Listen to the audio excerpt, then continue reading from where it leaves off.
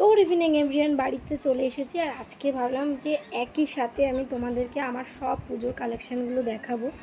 এই বছর পুজোতে আমি একটাও পার্টি ওয়্যার নিইনি, তাই আমার খুবই মন খারাপ। যতই আমি বেনারসি টাইপ শাড়ি নিই না কেন, পার্টি ওয়্যার শাড়ি না নিলে আমার ভালো লাগে না একদম। তো সবার প্রথমে দেখো এই পিঙ্ক কালারের হ্যান্ড প্রিন্টেড শাড়িটা, এটা আমি মিশোর থেকে নিয়েছি।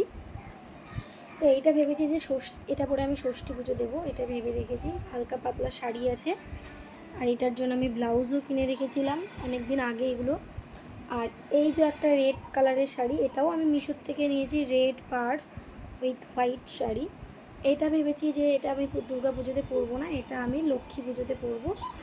তো একটা হোয়াইট রেড শাড়ি না থাকলে তো হয় না। আর একটা দেখো এইটা হচ্ছে একটা জামদানি ইয়েলো কালারের। তো এই জামদানি শাড়িটা আমি নিয়েছি, এইটা লেস বর্ডার করা রয়েছে। এই জামদানি শাড়িটা আমি নিয়েছি, এটাও মিশোর থেকে নিয়েছি, এগুলো সব মিশোর থেকেই নিয়েছি।